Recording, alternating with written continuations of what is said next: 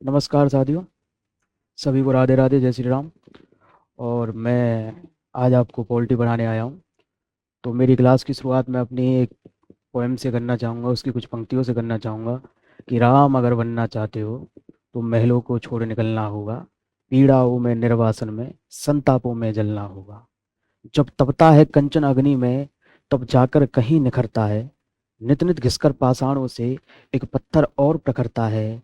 तब संघर्षों की अपनी अग्नि में नव संकल्पों से गलना होगा। तब संघर्षों की अग्नि में नव संकल्पों से गलना होगा। राम अगर बनना चाहते हो महलों को छोड़ निकलना होगा। राम अगर बनना चाहते हो महलों को छोड़ निकलना होगा। तो इन्हीं पंक्तियों के माध्यम से मैं अपनी क्लास का प्रारंभ करता हूँ। लेकिन उससे पहले मैं आप सभी से एक निवेदन करूंगा कि आप सब इस क्लास के लिए कम से कम ये मान के चलें कि आपको कुछ नहीं आता है, और ताकि तभी हम इस सब्जेक्ट के साथ न्याय कर पाएंगे। और इसे जीरो से समझाने का प्रयास मैं आपको करूंगा और आप समझ पाओगे। लेकिन उसके लिए सबसे पहले आपको ये मान के चलना होगा, क्योंकि जब ये मानोगे तब ही आप एक अच्छे प्रशिक्षु के रूप में या अच्छे अभ्यर्थी के रूप में आप इस क्लास के साथ न्याय कर पाओगे। और वैसे भी गालिब का एक शेर है कि हमें मालूम है जन्नत की हकीकत, लेकिन दिल को बहलाने गालिब ख्याल अच्छा है। तो इसी पंक्तियों के माध्यम से मैं अपनी क्लास प्रारंभ करता हूँ। चूँकि फर्स्ट ग्रेड की ये क्लास है, तो इसमें सबसे महत्वपूर्ण जो है वो सबसे पहले किसी भी परीक्षा जब हम देते हैं तो सबसे महत्वपूर्ण होता है उसका सिलेबस। तो इसका जो सिलेबस है वो हमें पता है कि ये है पॉलिटी, मुझे आपको पढ़ानी है। और उसके सिलेबस में जो पहला ही टॉपिक है वो है कॉन्स्टिट्यूशंस, यानी कि संविधान और इसकी विशेषताएं। तो जब भी हम संविधान और इसकी विशेषताओं को पढ़ेंगे या उनको समझने का प्रयास करेंगे, तो सबसे पहले हमें ये समझना होगा कि किसी भी संविधान की क्या विशेषताएं होनी चाहिए। और उससे पहले हमें इस बिंदु पर आना होगा कि वाकई में हमें संविधान की या किसी प्रकार की राजनीतिक व्यवस्थाओं की आवश्यकता क्यों होती है। क्या बिना राजनीतिक व्यवस्थाओं से हमारा समाज का संचालन हो सकता है। तो जब हम इस विषय पर जाएंगे या इसका चिंतन करेंगे, तो हम ये जानेंगे कि सबसे पहले जब मनुष्य एक कबीलाई संगठन के रूप में संगठित हुआ, क्योंकि मनुष्य एक सामाजिक प्राणी है, तो सब तभी से उसने एक राजनीतिक व्यवस्था का निर्माण करने की कोशिश की। वो राजनीतिक व्यवस्था जो थी वो समाज के संचालन करने के लिए उस समय की आवश्यकताओं के अनुरूप, हर समय की आवश्यकताओं के अनुरूप अनिवार्य थी। जब आप, चूंकि आप इसमें फर्स्ट ग्रेड के पेपर में आप इतिहास भी पढ़ते हो, तो उसमें भी आप पढ़ते हो कि जब वैदिक काल था, ऋग्वैदिक काल में भी आप पढ़ते हो कि वहाँ भी सभा और समिति नाम की कुछ राजनीतिक निकाय हुआ करते थे जो उस समय के शासन की व्यवस्था को संचालन करने का प्रयास करते थे। इवन अर्थवेद में जब आप पढ़ोगे तो आप पढ़ते हो कि सभा और समिति को प्रजापति की तो पुत्रिया कहा गया है। तो कहने का तात्पर्य है कि हर समय, उस समय से लेकर के या हड़प्पा सभ्यता उससे पहले जाएंगे, उसमें भी एक राजनीतिक व्यवस्था थी। उसके बाद में महाजनपद काल आया, उसमें 16 महाजनपदों के बारे में हम पढ़ते हैं। हम उस समय के कुछ गण या संघों के बारे में पढ़ते हैं जिससे बुद्ध भी संबंधित रहे हैं, जैसे कि मिथिला के विधेय भी एक प्रकार के ग्रंथ है। तो इन संघों के बारे में हम पढ़ते हैं जहाँ कहीं ना कहीं लोकतांत्रिक प्रक्रियाओं की हमें कुछ झलक दिखाई देती है। उसके बाद में फिर आगे यही पूरा प्रयास जो है, कभी केंद्रीकृत सत्ता के रूप में, कभी विकेंद्रीकृत सत्ता के रूप में, लेकिन राजनीतिक व्यवस्थाओं की आवश्यकता समाज को हमेशा से ही रही है ताकि समाज को सही दिशा में और सही प्रकार से संचालित किया जा सके। इसी प्रकार से जब हम रामराज की अवधारणा तुलसी के पढ़ते हैं तो वो भी एक प्रकार का आदर्श है एक राजनीतिक व्यवस्था को डिफाइन करने के लिए कि एक राजनीतिक व्यवस्था कैसी होनी चाहिए। चाहे महात्मा गांधी का रामराज का आदर्श हो, चाहे तिलक का स्वराज हो, ये सभी जो है राजनीतिक व्यवस्थाओं के ही प्रकार हैं कि राजनीतिक व्यवस्थाओं को किस प्रकार से निर्मित किया जाए, किस प्रकार से निर्माण किया जाए। क्योंकि समाज को जब भी संचालित करना होगा तो हमें सबसे पहले राजनीतिक व्यवस्थाओं की आवश्यकता होगी। जैसे कि मैं आपको उदाहरण के लिए बताऊं कि जब हम पढ़ते हैं स्वतंत्रता संग्राम के बारे में, जब हम पढ़ते हैं तो स्वतंत्रता संग्राम में जब हम सबसे पहले कुछ चीज़ों को देखते हैं तो हम देखते हैं कि स्वतंत्रता संग्राम में कुछ अवधारणाएं जो हैं राजनीतिक व्यवस्थाओं के संबंध में थी, जिनमें से एक रामराज्य था जिसके आदर्श का प्रचार जो है वो गांधी जी ने किया था। दूसरा तिलक का स्वराज्य था, और एक औपनिवेशिक शासन था जिसका प्रचलन जो है वो ब्रिटिश के द्वारा किया गया। ये रामराज की अवधारणा जो है, इसको हमें आज भी हम वर्तमान में इसके कई परिप्रेक्ष्य सुनते हैं और कई गाने भी हैं कि रामराज की अवधारणा को संकल्पित करने का प्रयास करते हैं। तो कहीं ना कहीं सबसे पहले हमें इस टॉपिक को भी समझना होगा कि रामराज है क्या, या फिर कोई भी अवधारणा है क्या। तो वो ये सभी जो है राजनीतिक व्यवस्थाओं के प्रकार हैं। राजनीतिक व्यवस्था का सीधा सा तात्पर्य है, अर्थात ये प्रकार हैं, ये बताते हैं कि समाज जो है वो किस प्रकार होना चाहिए और समाज का संचालन जो है किस प्रकार से होना चाहिए। ये सभी जो है उसके प्रकार हैं। इस अवस्था का मतलब जो राम का राज्य जो कि उस समय था, जो कि आदर्श था, जिसके बारे में तुलसी ने लिखा है कि दैहिक दैविक भौतिक तापा राम राज काहू नहीं व्यापा। तो एक ऐसा शासन था जहां सभी सुखी थे, जिसको गांधी जी ने स्वतंत्रता संग्राम के दौरान एक आदर्श के रूप में प्रस्तुत किया था। वहीं तिलक स्वराज की बात कर रहे थे, जिसमें स्वराज का तात्पर्य था एक ऐसा शासन जो अपने ही लोगों के द्वारा अपने ही लोगों पर किया जाए, क्योंकि जब अपने ही लोग जब शासन करेंगे तो अपने लिए बेहतर नीतियों का निर्माण करेंगे। तो ये सभी उस समय की आवश्यकताएं थी या उस समय की जरूरतें थी, उस समय के आदर्श थे। तो ये एक राजनीतिक व्यवस्था के निर्माण का ही प्रयास था, जो कि हम आसानी से समझ सकते हैं। लेकिन प्रश्न उठता है कि जब राजनीतिक व्यवस्था समाज के लिए जरूरी है, तो क्या बिना राजनीतिक व्यवस्था के समाज की परिकल्पना नहीं की जा सकती? हालांकि कुछ व्यक्तियों ने, जैसे कि मार्क्स ने या गांधी ने, एक ऐसे समाज की परिकल्पना की है जो कि राजनीतिक व्यवस्था से रहित हो, जिसमें राजनीतिक व्यवस्था ना हो। तो उसे अराजकतावादी समाज है, एनार्किकल सोसाइटी कहा जाता है। एनार्किकल सोसाइटी के बारे में ऐसी सोसाइटी जहां कोई शासन ना हो, और वैसे भी सबसे अच्छा शासन वो है जो सबसे कम शासन करें। तो ये यूपीएससी में प्रश्न आया था कि गांधी और मार्क्स किस बिंदु पर जाकर सहमत होते हैं। तो दोनों एक बिंदु पर जाकर सहमत होते हैं, वह है एक ऐसा समाज जहां राजनीतिक व्यवस्था ना हो। लेकिन दोनों की संकल्पनाएं अलग अलग हैं। गांधी का मानना है कि समाज ऐसा होना चाहिए जहां सभी लोग अपने अपने विवेक के अनुसार निर्णय ले सकें, और मार्क्स का मानना है कि समाज ऐसा होना चाहिए जहां जो हैव नॉट हैं उनके पास सत्ता हो, वही सत्ता का संचालन करें, कोई राजनीतिक व्यवस्था हैव्स में परिवर्तित ना हो सके। तो दोनों की संकल्पनाएं अलग अलग हैं, दोनों की अवधारणाएं अलग अलग है, लेकिन दोनों ऐसे समाज की संकल्पना एक कल्पना करने के प्रयास करते हैं। लेकिन यदि हम इसे वास्तविकता में देखें तो हम पाते हैं कि ऐसे समाज का किसी भी सभ्यता में कोई अस्तित्व नहीं है। एक आदर्श है, एक विचार है, जिसका संभव होना व्यवहारिक नहीं है। तो ऐसी समाज हमें मिलता नहीं है, दिखाई नहीं देता है। इवन यदि हम हड़प्पा सभ्यता की बात करें या किसी भी सभ्यता की बात करें जिनके भी हमें अवशेष आज तक मिले हैं, वो सभी सभ्यताएं जो हैं किसी ना किसी प्रकार की राजनीतिक व्यवस्था के द्वारा संचालित थी। वो राजनीतिक व्यवस्था अलग हो सकती है, कुछ भी हो सकता है, लेकिन उसमें राजनीतिक व्यवस्था जरूर थी। अब बात आती है कि तो फिर जब राजनीतिक व्यवस्था का निर्धारण किया जाता है तो सबसे पहले एक किताब की जरूरत हमें पड़ती है। वह किताब जो ये बताए कि व्यवस्था के अंतर्गत कौन कौन से निर्णय होंगे, और उसी किताब को हम संविधान कहते हैं। यानी कि संविधान वह पुस्तक है या वह ग्रंथ है जो सर्वोच्च कानूनों का या मौलिक कानूनों का समूह है। जो फंडामेंटल लॉ है उनका जो समूह है, समुच्चय है, the sets of all the fundamental law is called constitution. तो वही है संविधान। और ये संविधान जो है उसकी विशेषताएं उस ही नियमों की विशेषताओं के बारे में है। लेकिन जब हम संविधान की विशेषताओं के बारे में अध्ययन करेंगे तो हमें सबसे पहले ये जानना होगा कि वास्तविकता में जो हमारे संविधान निर्माता थे वो किस प्रकार के समाज का निर्माण करना चाहते थे, क्योंकि संविधान निर्माता जो थे वही संविधान की विशेषताओं का निर्धारण करने वाले थे। तो यदि हम संविधान निर्माताओं की बात करें तो उस समय जब देश आज़ाद हुआ था तो उनके पास कई प्रकार के मार्ग थे जिनको वो चुन सकते थे, जैसा समाज वो बना सकते थे, जैसे समाज की वो परिकल्पना कर सकते थे। तो यदि इस व्यवस्था का हम कहें तो इसके लिए सबसे पहले हमने उस समय आज़ादी की लड़ाई के बाद में, एक लंबे संघर्ष के बाद में जब आज़ादी प्राप्त की, तो सबसे पहले हमने एक संविधान सभा का निर्माण किया। हालांकि ये संविधान सभा जो थी वो प्रत्यक्ष रूप से ही निर्वाचित थी, प्रत्यक्ष रूप से निर्वाचित नहीं थी। लेकिन जितने भी लीडर चुन के आए थे वो सभी उस समय के जननायक थे। यदि चुनाव भी होते, प्रत्यक्ष रूप से चुनाव भी होते, पूरी जनता यदि उसमें भागीदारी भी करती, तो वही लीडर चुन के आने थे। उनमें सभी उस समय के तमाम नेता, एक दो को छोड़ करके, जिन्होंने खुद को इससे दूर रखा था, जिसमें सबसे पहला नाम जो है वो राष्ट्रपिता महात्मा गांधी का आता है, जिन्होंने खुद को इससे दूर रखा था, जो इसमें कहीं ना कहीं संविधान सभा में नहीं थे। अदरवाइज जितने भी नेता उस समय के थे वो सभी इस संविधान सभा में हमको दिखाई देते हैं। चाहे आप जवाहरलाल नेहरू की बात करो, चाहे आप सरदार पटेल की बात करो, चाहे आप डॉक्टर अंबेडकर की बात करो, तमाम उस प्रकार के महानतम नेता। और ये सभी जो लोग थे वो जनता की आवाज़ को सुन के आए थे, उनको जनता की मनोदशा का पता था, इन्हें समाज की ज़रूरतों का पता था। तो इनके सामने कई प्रश्न थे, उनमें से इनको सर्वोत्तम का चुनाव करना था, और वही सर्वोत्तम चुनाव जो है वो संविधान की विशेषता बनने वाला था।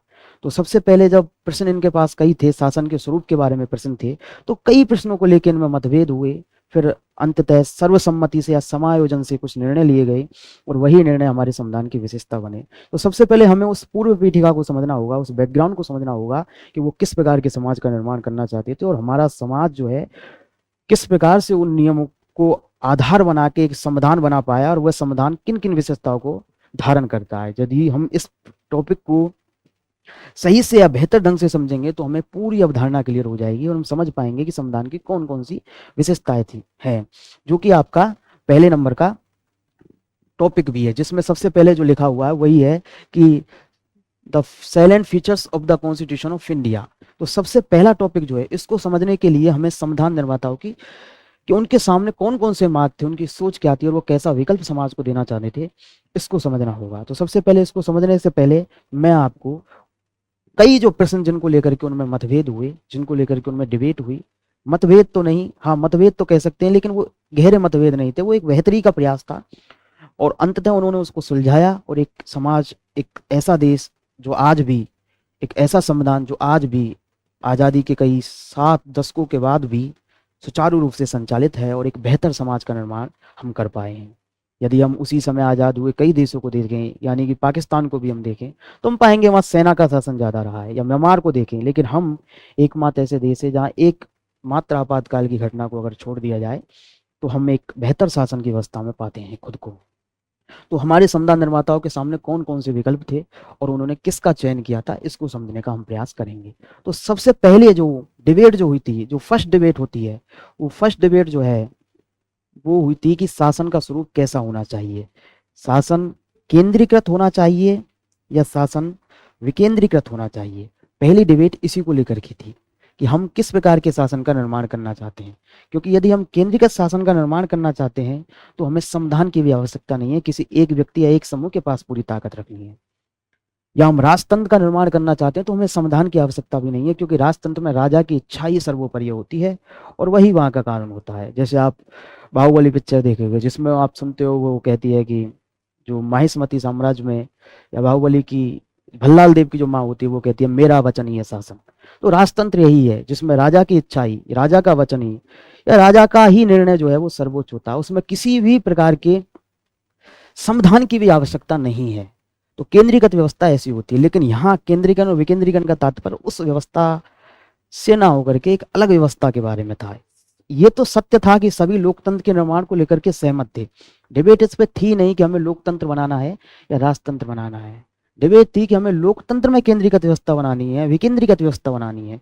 तो यदि केंद्रीकृत व्यवस्था की बात करी जाए या विकेंद्रीकृत, सबसे पहले विकेंद्रीकृत व्यवस्था की बात करी जाए, तो विकेंद्रीकृत व्यवस्था में जो है कई विद्वान थे, जिनमें से पहला नाम महात्मा गांधी का आता है। गांधी जी जो थे वो विकेंद्रीकृत व्यवस्था के समर्थक थे, और गांधी जी के शिष्यों में से एक कई विनोबा भावे, वो भी विकेंद्रीकृत व्यवस्था के समर्थक थे। विनोबा भावे, ये विनोबा भावे वही हैं जिन्होंने व्यक्तिगत सत्याग्रह में पहले सत्याग्रह की भूमिका निभाई थी, और ये पोयमपल्ली आंध्र प्रदेश में भूदान ग्रामदान आंदोलन को चलाने वाले विनोबा भावे थे, तो वो भी इसके पक्ष में थे। तो विकेंद्रीकृत व्यवस्था से इनका तात्पर्य क्या था? विकेंद्रीकृत व्यवस्था से इनका तात्पर्य था एक ऐसी व्यवस्था जिसके अंतर्गत शासन जो है वो ग्रामीण स्तर से संचालित किया जाए, अर्थात सबसे पहले जो है वो ग्राम के लेवल पे जो है, जिस प्रकार से आज स्थानीय स्वशासन है, वो उसी व्यवस्था से लगभग समानता रखता था, लेकिन अधिकार उसमें अलग अलग थे। कि ग्रामीण लेवल पर एक शासन स्थापित किया जाए जिसमें सरपंचों का चुनाव या जनप्रतिनिधियों का चुनाव ग्रामीण लेवल पर किया जाए, पंचायत के लेवल पर किया जाए, ये अपने में से ब्लॉक लेवल पर चुने, ये अपने में से प्रांत लेवल पर चुने, और अंततः फिर वो अपने में से अंततः एक सेंटर के लेवल पे चुने। और सेंटर की भूमिका जो है वो सिर्फ और सिर्फ एक नियामक की होनी चाहिए, रेगुलेटर की होनी चाहिए, उससे ज़्यादा कुछ नहीं। तो एक ऐसी व्यवस्था का निर्माण का सुझाव गांधी जी ने दिया था कि हम जो सत्ता है उसको विकेंद्रीकृत रखेंगे, जहाँ केंद्र सिर्फ नियामक की भूमिका निभाएगा, बाकी नीति का निर्माण जो है वो स्थानीय स्वशासन से किया जाएगा। और इसी से प्रेरणा लेकर के कहीं ना कहीं हमने इस व्यवस्था को पूरी तरह से स्वीकार नहीं किया है। इसके बारे में हमारे बहुत से, या फिर हमारे संविधान निर्माताओं के बहुत से मतभेद थे, जिनको उन्होंने रखा, सामने रखा और इस व्यवस्था को पूरी तरह से स्वीकार नहीं किया, लेकिन उसकी प्रेरणा लेकर के हमने एक केंद्रीकृत व्यवस्था बनाने के बाद भी उसमें कुछ मात्रा में स्थानीय स्वशासन को जगह दी। जो कि आप जानते हो कि 2 अक्टूबर 1959 को जवाहरलाल नेहरू की उपस्थिति में नागौर से बलवंतराय मेहता समिति की सिफारिश के आधार पर स्थानीय स्वशासन की शुरुआत की गई थी और उसके बाद में 73वें और 74वें संविधान संशोधन के द्वारा 1992-93 में इस व्यवस्था को संवैधानिक भी कर दिया गया था। तो ये सच है कि हमने केंद्रीकृत व्यवस्था को चुना है, इसको नहीं चुना है विकेंद्रीकृत व्यवस्था को। हमारा शासन इस प्रकार से संचालित नहीं होता। हमारे पास केंद्र जो है वो सिर्फ नियामक नहीं होता, वो नियंत्रक भी होता है और उसकी पास सबसे ज्यादा ताकत होती है। उसके बाद में दूसरे नंबर पर ताकत जो प्रांतों को होती है और स्थानीय स्वशासन के पास बहुत सीमित शक्ति हमने प्रदान की है। लेकिन उसके पीछे कारण थे, तो वो कारण देने वाले व्यक्ति जो थे वो केंद्रीकृत व्यवस्था के जो समर्थक थे, उसमें 3 नाम प्रमुख रूप से आते हैं।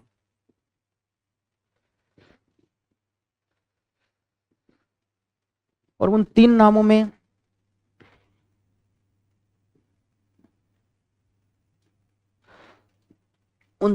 में जो नाम सबसे प्रमुख रूप से आते हैं वो उनमें पहला नाम है जवाहरलाल नेहरू, डॉक्टर अंबेडकर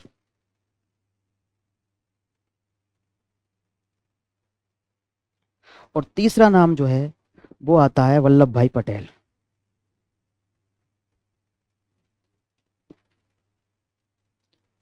और ये तीनों ही व्यक्ति बहुत महान है अपने आप में, सार्वकालिक रूप से महानतम लोगों में इनकी गिनती होगी, ये वो हैं। तो इनके क्यों मतभेद थे, किस व्यवस्था को लेकर के मतभेद कर रहे थे?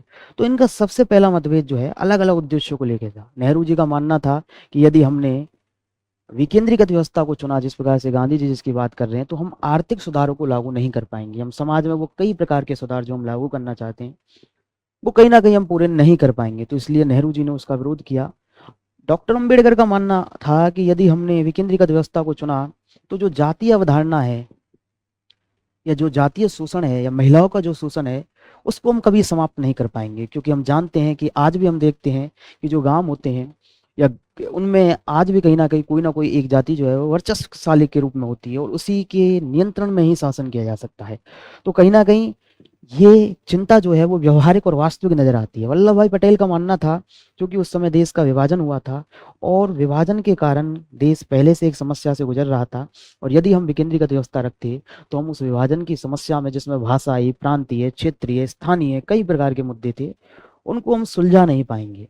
तो ये तीनों की चिंता थी, इसलिए हमने शासन के विकेंद्रीकृत स्वरूप के बजाय, हालांकि हमने विकेंद्रीकरण की कुछ प्रवृत्तियों को रखा और हमने केंद्रीकृत शासन व्यवस्था को संचालित करने का प्रयास किया, जिसमें केंद्र सबसे ज्यादा ताकतवर, प्रांत द्वितीय नंबर पर और तीसरे नंबर पर बहुत सीमित शक्तियों के साथ स्थानीय स्वशासन को रखा है।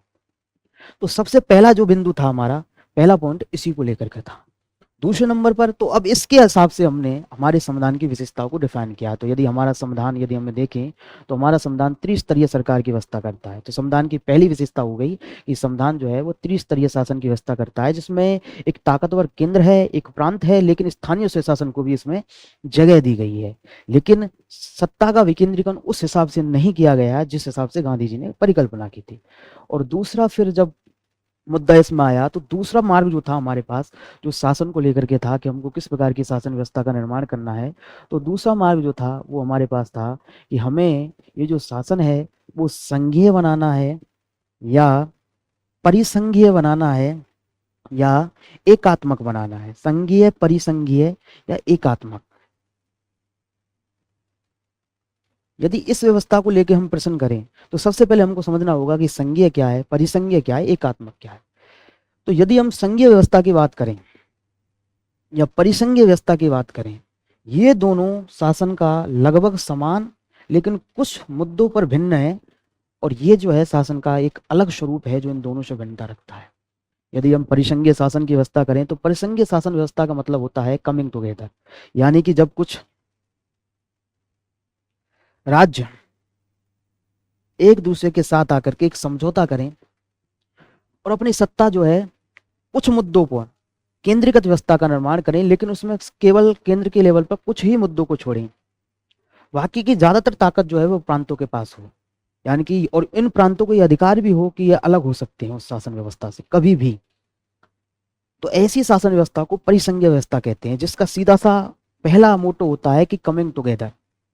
जब 2, 3 या 4 राज्य या कई राज्य आकर के एक सत्ता का निर्माण करें और उसमें यह बाध्यता ना हो कि उन्हें उसी ही में रहना पड़ेगा, यानी कि वो विनाशी ना हो करके उस वो मतलब उसमें बाध्य ना हो करके वो अपनी इच्छा के अनुरूप उससे बाहर जा सके। यानी कि परिसंघीय व्यवस्था जो है वो विनाशी व्यवस्था होती है, अविनाशी नहीं होती है।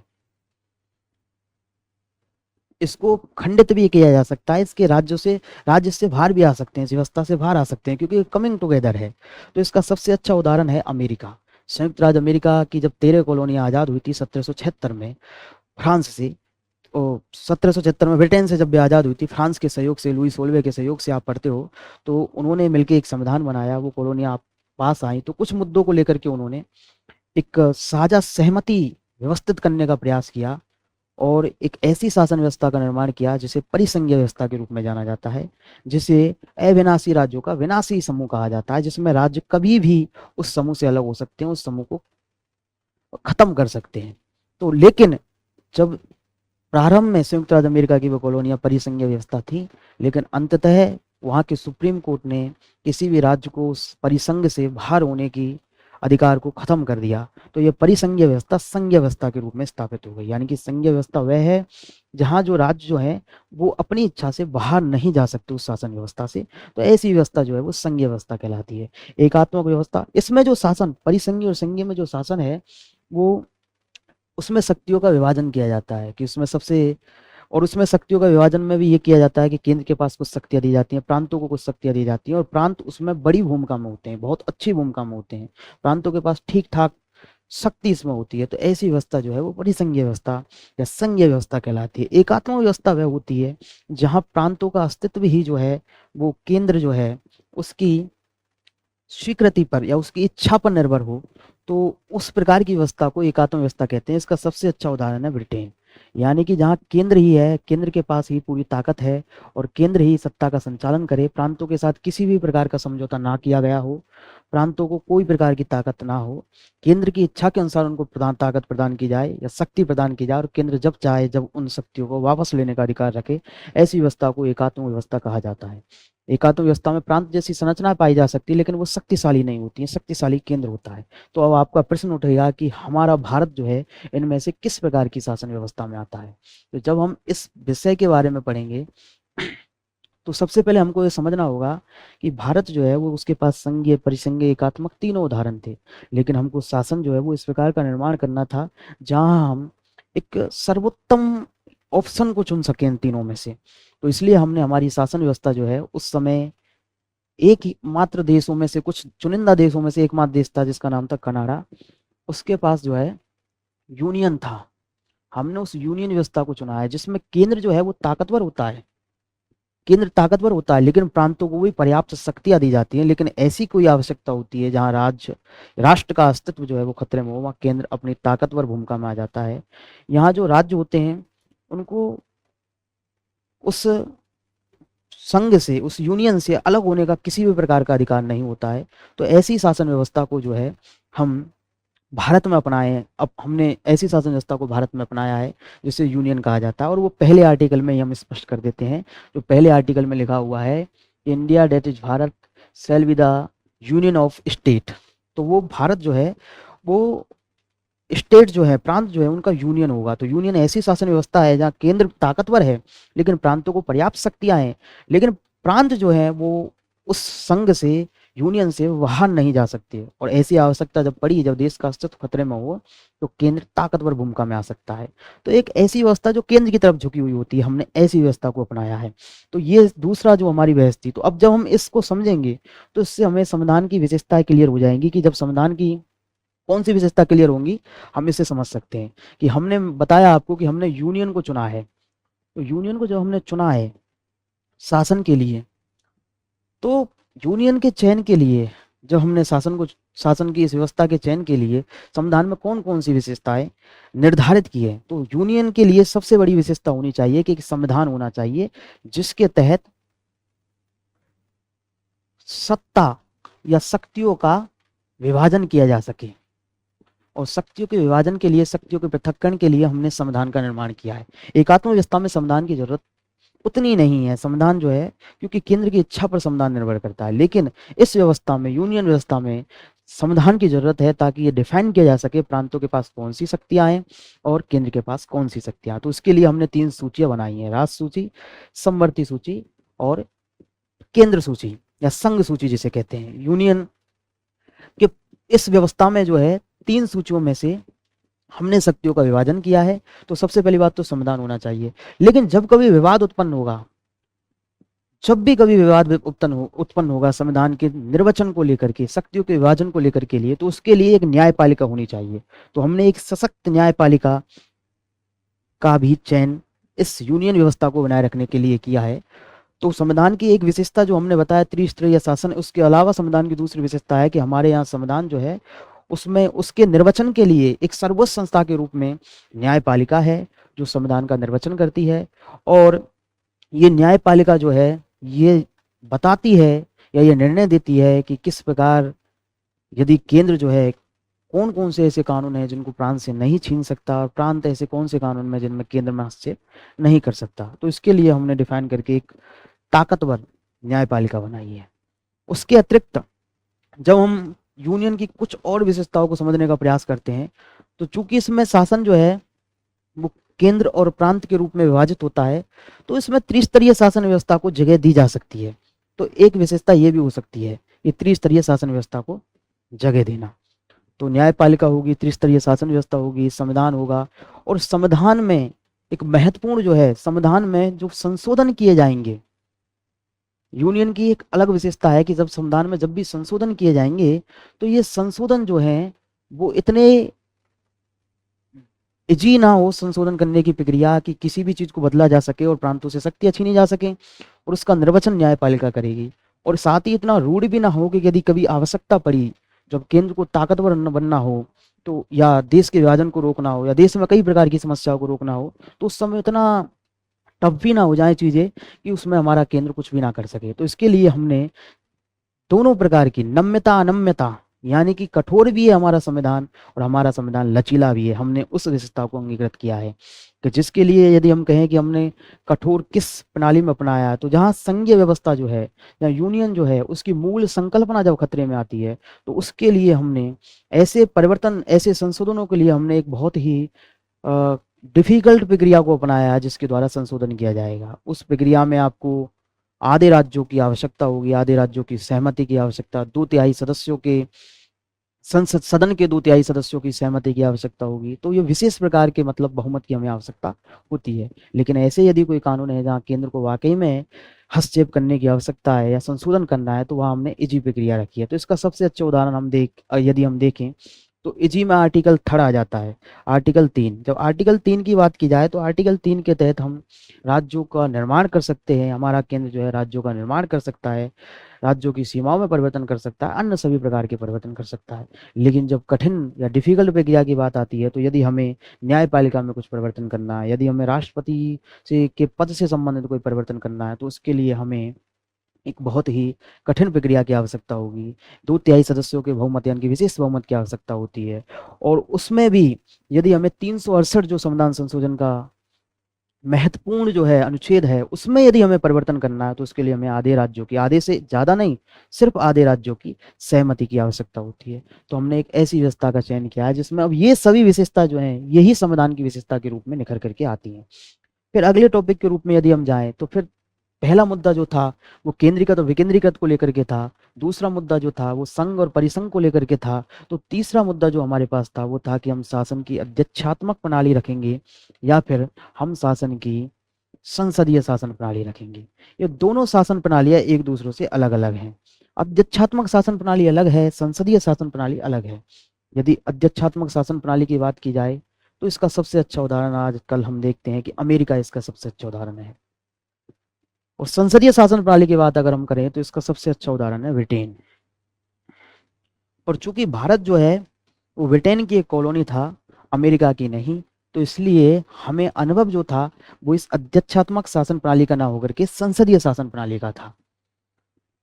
और संसदीय शासन प्रणाली के अनुभव को देखते हुए या उसकी विशेषताओं को देखते हुए, हालांकि इन दोनों की अपनी अपनी विशेषताएं, यदि अध्यक्षात्मक शासन प्रणाली की, प्रेसिडेंशियल रूल की हम बात करें, तो यह वह शासन प्रणाली होती है जिसमें जो संवैधानिक प्रमुख होता है वही शासन प्रमुख होता है। संवैधानिक प्रमुख ही एक शासन प्रमुख होता है। यह शासन व्यवस्था जो है वो अध्यक्षात्मक शासन प्रणाली कहलाती है। या आप उसका उदाहरण ऐसे देख सकते हो कि जब भी भारत के राष्ट्रपति का चुनाव होता है तो इतना बड़ा मुद्दा नहीं बनता, शायद भारत के लोगों के लिए भी नहीं बनता, लेकिन अमेरिका की राष्ट्रपति का चुनाव होता है तो पूरी दुनिया के लिए बहुत बड़ा मुद्दा बन जाता है। लेकिन भारत के प्रधानमंत्री का चुनाव होता है तो वो भी दुनिया के लिए महत्वपूर्ण मुद्दा होता है, क्योंकि भारत में राष्ट्रपति उतनी ताकतवर अवस्था में नहीं है, लेकिन अमेरिका में राष्ट्रपति एक ताकतवर अवस्था में है, क्योंकि वही संवैधानिक प्रमुख है, वही शासन प्रमुख है। और संवैधानिक प्रमुख और शासन प्रमुख जहां एक होते हैं वहीं अध्यक्षात्मक शासन प्रणाली होती है। भारत में संवैधानिक प्रमुख राष्ट्रपति है, लेकिन शासन प्रमुख जो है वो प्रधानमंत्री है। इसलिए प्रधानमंत्री का चुनाव जो है, वास्तविक शासक का चुनाव जो है, वो चर्चा का विषय होता है। अब इस अध्यक्षात्मक शासन प्रणाली की पहली विशेषता जो है वो तो यह है कि संवैधानिक प्रमुख ही शासन प्रमुख होता है। दूसरी विशेषता यह है कि ये एक स्थायी शासन प्रदान करता है, क्योंकि ये संसद में इसके लिए, अध्यक्ष के लिए जो चुन के आया है, यानी कि राष्ट्रपति के लिए, अमेरिका के राष्ट्रपति के लिए संसद में किसी भी प्रकार के बहुमत की, बने रहने के लिए संसद के बहुमत की आवश्यकता नहीं है। हाँ, वो अविश्वास प्रस्ताव ला करके, वो की बहुत जटिल प्रक्रिया है, उसको ला करके उसे हटा सकते हैं, अन्यथा वो उसे हटा नहीं सकते। और ना ही अमेरिका का राष्ट्रपति वहां की संसद को भंग कर सकता है। लेकिन भारत में स्थितियां इसके उलट है। तो कह सकते हैं कि एक स्थायी शासन व्यवस्था है अमेरिका में, क्योंकि जो राष्ट्रपति है वो 4 साल के लिए चुन के आता है और 4 साल के लिए रहता है अमेरिका में। तो यदि भारत में हम इस शासन प्रणाली को अपनाते तो हमारे यहाँ भी स्थायी शासन व्यवस्था का निर्माण किया जा सकता था। इसकी एक विशेषता होती है कि इसमें जो है वो विशेषज्ञों की नियुक्ति कर सकता है, कि जो राष्ट्रपति होता है वो बाध्य नहीं है कि वह सदन के सदस्यों से ही मंत्री बनाए, वो किसी भी व्यक्ति को मंत्री बना सकता है। ये उसके पास अध्यक्षात्मक शासन प्रणाली में शक्ति होती है। तो इसलिए इसमें एक बड़ा स्कोप होता है, क्योंकि उसे उन चुनिंदा लोगों में से जो चुन के आए हैं उनमें से ही नहीं बनाना है, वो अन्यत्र कहीं से भी मंत्री बना सकता है जिसको वो देखता है कि ये विशेषज्ञ है।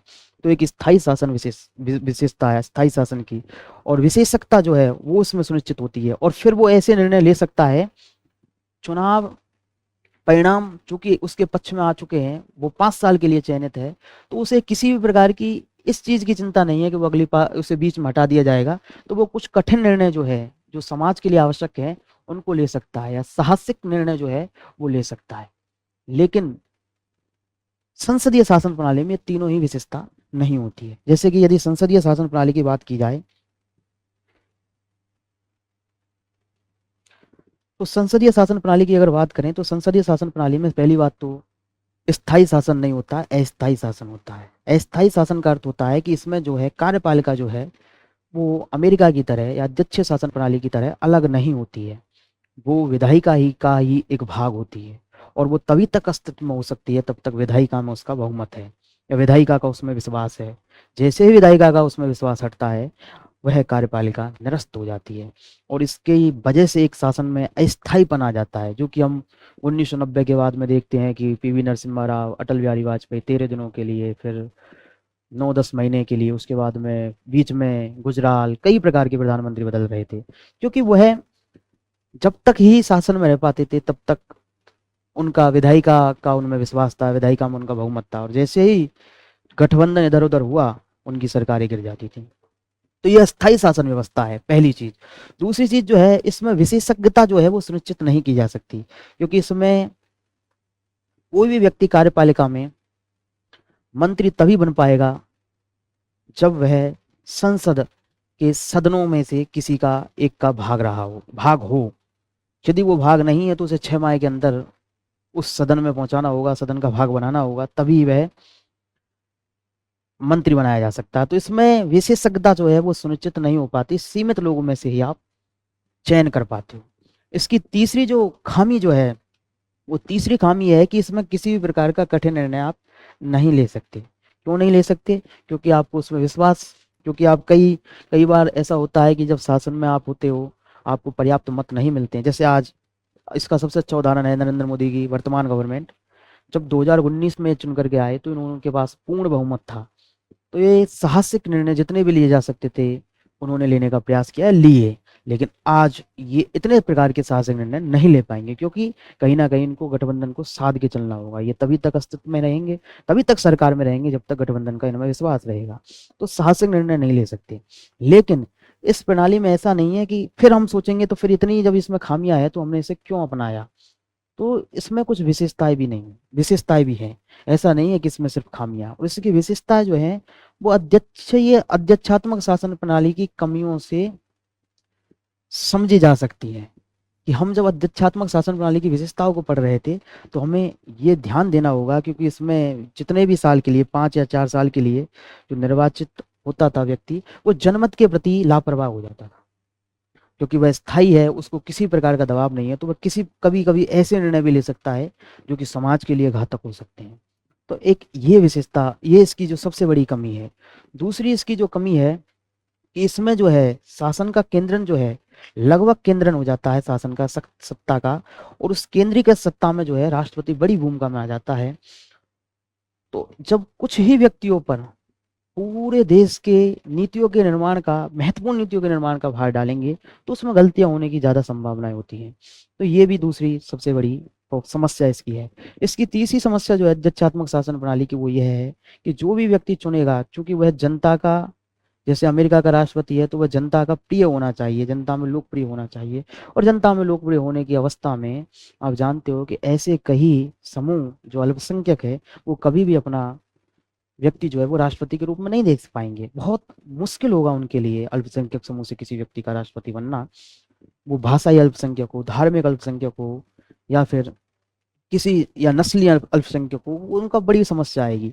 लेकिन संसदीय शासन प्रणाली ऐसी शासन प्रणाली है जिसमें ना तो सत्ता का केंद्रण होता है, इसमें मंत्रिपरिषद को लोकसभा में के द्वारा ही निर्णय लेने पड़ते हैं, या लोकसभा की सहमति लेनी पड़ती है निर्णयों में, और वह लोकसभा के प्रति उत्तरदायी होता है, जवाबदेही होती है मंत्रिपरिषद। और इसमें जो है राष्ट्रपति जो है वह जो है वो किसी भी समूह से चुन के जा सकता है, क्योंकि जब सभी सांसद चुने जाएंगे वो अपने में से एक को प्रधानमंत्री चुनते हैं। और ऐसे कई उदाहरण, इसका वर्तमान उदाहरण तो यदि हम उदाहरण के रूप में लें तो चर्चित उदाहरण के रूप में मनमोहन सिंह, जो कि भारत के एक बेहतरीन प्रधानमंत्री रहे हैं, जो कि अभी कुछ समय पहले जिनका निधन हो गया, वो इसके उदाहरण है कि पंजाबी समुदाय जो है वो अल्पसंख्यक समुदाय में आता है यदि उस हिसाब से देखें तो, लेकिन वो प्रधानमंत्री बन सकते हैं यहाँ। तो ये जो है देखा जा सकता है। फिर वो जनमत के प्रति, संसदीय शासन प्रणाली जो है उसे जनमत के प्रति, क्योंकि चुनाव आएंगे, चुनावों की वजह से उसे जनमत के प्रति जो है, क्योंकि कई राज्यों के चुनाव चल रहे होते हैं, उनके प्रति, जनता के प्रति, सांसदों को अपने निर्णयों के प्रति, क्योंकि सांसद अपने निर्वाचन क्षेत्रों से चुन के आते हैं, कोई एक व्यक्ति सीधा राष्ट्रपति नहीं बनता, प्रधानमंत्री नहीं बनता है, वो सांसदों की चॉइस से बनता है। तो सांसदों के प्रति जवाबदेह रहना पड़ता है, और सांसद जनता के प्रति जवाबदेह हैं, तो कहीं ना कहीं ये जवाबदेहिता, उत्तरदायित्व जो है वो ज़्यादा तय होता है संसदीय शासन प्रणाली में। तो ये संसदीय शासन प्रणाली की विशेषता हो जाती है। अध्यक्षात्मक शासन प्रणाली की विशेषताएं अलग हैं, जो कि अब हमारे संविधान निर्माताओं के सामने सबसे बड़ी चुनौती ये थी कि उन्हें किस प्रकार की शासन प्रणाली का चयन करना है। तो हमारे संविधान के निर्माताओं ने संसदीय शासन प्रणाली का चयन किया, क्योंकि उन्हें पता था कि संसदीय शासन प्रणाली बेहतर शासन प्रणाली है, जिसमें बहुत कुछ निर्णय जो है वो सभी की सहमति से, लगभग सभी जनप्रतिनिधियों की सहमति उसमें, या उनका बिंदु जो है वो उसमें शामिल किए जा सकते हैं। तो इसलिए उन्होंने संसदीय शासन प्रणाली का चयन किया। तो ये जो महत्वपूर्ण जो बिंदु है कि हमने पढ़ा कि शासन प्रणाली जो है संविधान की विशेषता जो है, तो अब इससे संविधान की विशेषता डिफाइन हुई। संविधान की क्या विशेषता इससे डिफाइन हुई? तो इससे संविधान की विशेषता डिफाइन होती है कि चूंकि हमने संसदीय शासन प्रणाली को अपनाया है, इसलिए हमने संविधान में संसद की संप्रभुता को सुनिश्चित करने का प्रयास किया है। लेकिन हमने संघीय शासन प्रणाली को भी अपनाया है, इसलिए हमने संसदीय संप्रभुता और न्यायपालिका की सर्वोच्चता में जो है समन्वय स्थापित करने का प्रयास किया है।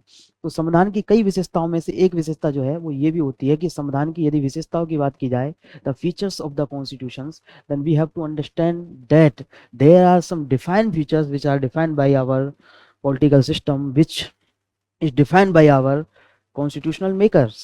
सो कौन कौन सी ऐसी विशेषताएं थी, जिनमें पहली विशेषता मैंने बताया कि इसमें स्थानीय शासन को जगह है, और एक विकेंद्रीकृत शासन व्यवस्था का एक, तो हमने एक केंद्रीकृत शासन व्यवस्था का चयन कहीं ना कहीं किया है।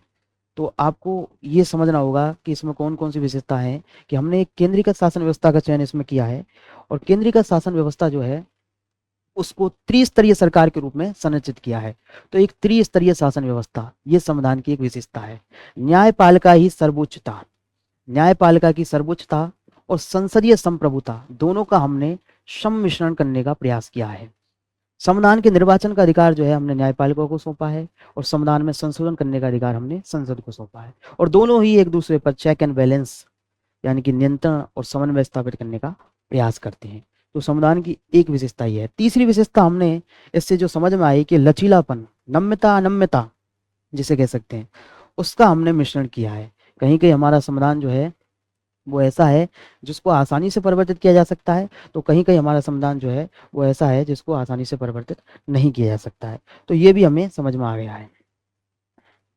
उसके बाद में अगले बिंदु के रूप में यदि हम देखें कि हमने जो शासन व्यवस्था जो है, हमने जो है संविधान में संघीय व्यवस्था का निर्माण, यूनियन का निर्माण किया है। इसलिए हमने शासन जो है उसमें जो है कहीं ना कहीं शक्तियों का विभाजन किया है। तो शक्तियों का विभाजन ये इसकी एक विशेषता है। लेकिन हमने शक्तियों के विभाजन के साथ साथ एक इसमें आपात स्थिति में मजबूत संघ की परिकल्पना भी की है। इसलिए जब आप पढ़ते हो कि भाग 18 संविधान का जो है, संविधान का जो भाग 18 है वो कहीं ना कहीं जिसमें 352 से लेकर 360 तक आपातकाल के लिए किस प्रकार आपातकाल का, वित्तीय आपातकाल या फिर आंतरिक आपातकाल या फिर किस प्रकार से राष्ट्रपति शासन लगाया जा सकता है, उसको भी हमने डिफाइन किया है। तो ये भी हमारे संविधान की एक विशेषता है। इसके अतिरिक्त हमने अल्पसंख्यकों को भी अधिकार दिए हैं। हमारे संविधान में हमने अल्पसंख्यकों को भी अधिकार दिए हैं और उनको भी कुछ प्रमुख रूप से विशेष विशेषताएं प्रदान की हैं। तो ये भी हमारे संविधान की एक विशेषता है। तो हमारे संविधान की सभी विशेषताओं में जब हम इनको विशेषताओं को पढ़ते हैं तो ये महत्वपूर्ण विशेषताएं, फिर इन्हीं विशेषताओं से संविधान की अनेक छोटी छोटी विशेषताओं का निर्माण होता है। इसके अतिरिक्त महत्वपूर्ण बिंदु जो है वो ये है कि हमारा संविधान जो है वो दुनिया का सबसे बड़ा संविधान है। लिखित संविधान, दुनिया का सबसे बड़ा लिखित संविधान जो है वो हमारा संविधान है। अब ये क्यों है? क्योंकि हमने 50 से 60 हमारे संविधान निर्माताओं ने 50 से 60 देशों का अध्ययन किया था, के संविधानों का अध्ययन किया था, जिसमें BN राव भी थे। उन्होंने एक खाका तैयार करके दिया था। BR अम्बेडकर थे, पूरी प्रारूप समिति थी। तो इन सभी ने मिलकर के एक खाका तैयार किया और उसमें 50 से 60 देशों के संविधानों का अध्ययन किया और उनको उनकी कुछ कुछ जो अच्छी अच्छी विशेषताएं थी जो हमारे देश की परिस्थितियों के अनुरूप थी, उनको इसमें लागू करने का प्रयास किया। तो हमारा देश का संविधान जो है दुनिया का सबसे बड़ा संविधान है। इसमें अल्पसंख्यकों के लिए भी अधिकार हैं, इसमें संसदीय संप्रभुता भी है, न्यायपालिका की सर्वोच्चता भी है, इसमें संघीय व्यवस्था भी है, इसमें विकेंद्रीकरण भी है, लेकिन आपात स्थिति में केंद्रीकृत मजबूत केंद्र की स्थापना भी है। इसके अतिरिक्त इसमें समाजवाद के तत्व भी हैं, इसमें गांधीवाद के तत्व भी हैं, इसमें कहीं ना कहीं राइट विंग लेफ्ट विंग दोनों के तत्व भी कहीं ना कहीं दिखाई दे जाते हैं और वो संविधान में आसानी से दिखाई देते हैं। जब आप नीति निर्देशक तत्व पढ़ते हो तो आप पढ़ते हो कि उसमें कुछ ऐसे हैं जो कहोगे कि ये तो राइट विंग की विशेषताएं, लेकिन कुछ ऐसी विशेषताएं जिनको आप कहोगे कि ये लेफ्ट विंग की विशेषताएं। तो संविधान में विभिन्न प्रकार की विचारधाराओं का सामंजस्य जो है वो भी एक बड़ी विशेषता है। हमारे संविधान में हमें मूल अधिकार दिए गए हैं, लेकिन इसके साथ साथ हमें मूल कर्तव्य भी दिए गए हैं। वो भी हमारे संविधान की एक महत्वपूर्ण विशेषता है। मूल अधिकार मूल कर्तव्यों के साथ साथ राज्य को भी कुछ नीतियां निर्माण करने के लिए निर्देश दिए गए हैं जो कि नीति निर्देशक तत्व हैं। वो भी हमारे संविधान की एक विशेषताओं में से है। तो हमारे संविधान एक विश्व का एक अनूठा संविधान है, एक बहुत ही बेहतरीन संविधान है जिसमें दुनिया की तमाम अच्छी अच्छी खूबियां हैं। हालांकि चूंकि कोई भी चीज पूर्ण नहीं होती है, there is nothing which is complete, there is always some types of the features you can add in anything, क्योंकि परफेक्ट कोई नहीं है। Perfection is only ideal thinking, it's not in reality. So उसमें कुछ विशेषता ऐसी भी है या कुछ कमियां जिसे हम कह सकते हैं उस समय के हिसाब से जो कमियां नहीं रही होंगी, लेकिन आज वो हमें लगता है कि इसमें और बदलाव किया जा सकता था और वो हम समय समय पर आज 100 से ज़्यादा संशोधन किए जा सके हैं। तो हमने ये भी संविधान को अधिकार दी, हमारे संविधान हमें ये भी अधिकार दिया है कि हम संविधान में संशोधन कर सकें। तो ये भी एक विशेषता है जो हमारे संविधान की विशेषता है। हमारे संविधान में जब हम देखते हैं तो हमें सार्वभौमिक विश्व मताधिकार दिया गया है, हमारे संविधान ने हमें प्रदान किया है, जिसमें किसी प्रकार का भेदभाव नहीं है। हमारे संविधान के कई ऐसे आर्टिकल्स हैं जो भेदभाव का निषेध करते हैं, चाहे वो जन्म के आधार पर हो, वंश के आधार पर हो, जाति के आधार पर हो, तो वो भी हमारे संविधान की एक सबसे बड़ी विशेषताओं में से एक है। तो हमारा संविधान कई विशेषताओं को अपने आप में धारण करता है और हमें इन सब की चीज़ों की जानकारी होनी भी चाहिए, क्योंकि हम चूंकि समाज में रहते हैं और हम जानते हैं कि समाज में राजनीति जो है वो सर्वत्र है। जब भी आप इवन आप चाय पीने टपरी पर भी जाओगे तो वहाँ भी चाय बनाने वाले अंकल जी जो है वो पॉलिटी की बातें करते आपको मिल जाएंगे। इवन हमारे देश के प्रधानमंत्री भी जो है वो पहले चाय बनाने वाले थे। वो इतने वेल एजुकेटेड नहीं थे जितना एक इंजीनियर या वो होता है, लेकिन उनको जो समझ है राजनीति की, क्योंकि वो माहौल में ऐसे में रहे। तो राजनीति जो है वो हमारे सर्वत्र है, हमारे चारों ओर है, सभी जगह है। इसलिए हम वोट देने का अधिकार सभी को है, आप तैयारी कर रहे हो या नहीं कर रहे, इसलिए हमें राजनीतिक व्यवस्थाओं की जानकारी होना अत्यंत आवश्यक है। हमें जानकारी होना अत्यंत आवश्यक है कि आज रामराज की स्थापना की बात की जाती है तो रामराज है क्या, रामराज की विशेषताएं क्या है, हमें ये भी पता होना चाहिए। हमें पता होना चाहिए वर्तमान में जो विषय चल रहे हैं, जैसे कि एक देश एक चुनाव, एक विषय चल रहा है कि एक देश एक चुनाव, उसके लिए एक एक कमेटी बनाई गई थी, समिति बनाई गई थी, जिसकी अध्यक्षता जो है वो पूर्व राष्ट्रपति रामनाथ कोविंद ने की थी। तो हमें पता होना चाहिए कि उसमें कौन कौन सी समस्याएं हो सकती हैं या कौन कौन सी चुनौतियां उसके सामने हैं और कौन कौन सी चीजें हैं जिससे जिससे उस इस व्यवस्था को लागू करने से जो हल की जा सकती हैं। हमें ये भी पता होना चाहिए कि 1952, 1957, 62, 67 ये सभी चुनाव जो हैं केंद्र और प्रांतों के एक ही समय पर हुआ करते थे, लेकिन चूंकि सरकारें कुछ समय समय पर निरस्त की गई थी, उसके 1967 हो, चाहे 69 हो, चाहे फिर 77 हो, 80 हो, जिसमें जनता पार्टी और इंदिरा गांधी के बीच में मतभेद हुए थे, तो उससे एक अंतराल पैदा हुआ। तो हमें समझ होनी चाहिए कि वन नेशन वन इलेक्शन कब संभव है, किस प्रकार से संभव है। जब हम इस धारणा को सुने तो हमें समझ होनी चाहिए, हमें ये समझ होनी चाहिए कि एनआरसी क्या है, सीएए क्या है। हमें इन सभी चीज़ों की समझ अगर होगी तो हम अपने समाज में एक बेहतर विकल्पों का निर्माण कर पाएंगे, बेहतर प्रतिनिधि चुन पाएंगे, या कम से कम शासन में एक बेहतर भागीदारी निभा पाएंगे। और जैसे कि मैं एक महत्वपूर्ण उदाहरण आपको बताऊं, जैसे कि एक बहुत इंटरेस्टिंग घटना है कि जिस समय रूस और यूक्रेन का युद्ध चल रहा था, उस समय मैं एक दुकान पर गया था। वो दुकानदार जो है वो भीड़ में एकदम पूरी तरह से तल्लीन होकर के उस पूरी व्यवस्था में और रूस और यूक्रेन के युद्ध की रणनीति समझा रहा था कि क्या होगा क्या नहीं होगा, कौन सा देश किसकी तरफ बोलेगा। और जिस विश्वास के साथ वो व्यक्ति बात कर रहा था, लग रहा था कि पुतिन जो मोदी को फोन करने से पहले नंबर इन्हीं से लिए थे। तो इतने विश्वास के साथ लोग बात करते हैं, जब आप देखते हो आस पास कि किस प्रकार से आईआर के बारे में लोग बात कर रहे होते हैं। वो तो हुआ गया था कि उसने तो लगभग युद्ध भी करवा दिया था, मिसाइल भी वो फिगवाने वाला था। तभी एक कस्टमर ने आके उससे चीनी मांग ली। तो मुझे वो दृश्य याद आ गया कि सुमेलगिरी के युद्ध के बाद में शेरशाह सूरी ने कहा था कि एक मुट्ठी भर बाजरे के लिए मैं हिंदुस्तान की बादशाहत खो देता। तो मैंने कहा कि एक मुट्ठी भर चीनी ने विश्व के अस्तित्व को बचा लिया। बुक वो सेव द अर्थ, जो कि पाठ भी रहा है। तो ऐसे ही राजनीति जो है सर्वत्र है। तो हमें सार्थक बहस यदि हम कर सकें, निरर्थक बहसों में हमें नहीं जाना है, हमें सार्थक बहसों में ही जाना है। हमारे सिलेबस में जो चीज़ें हैं उनको ही पढ़ना है, वर्तमान से खुद को कनेक्ट रखना है, ताकि कहीं से भी यदि प्रश्न आए हम उसका उत्तर अच्छी तरह से दे सकें।